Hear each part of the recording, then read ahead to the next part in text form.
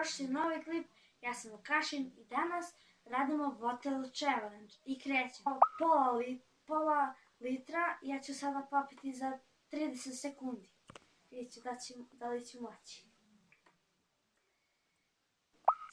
Krećemo.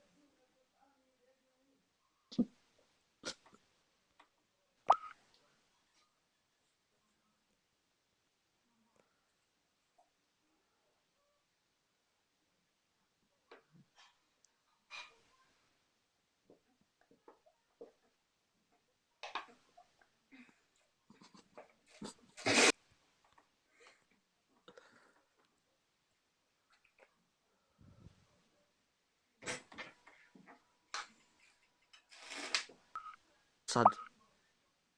Popio sam celu flašu i to je to za ovaj klip.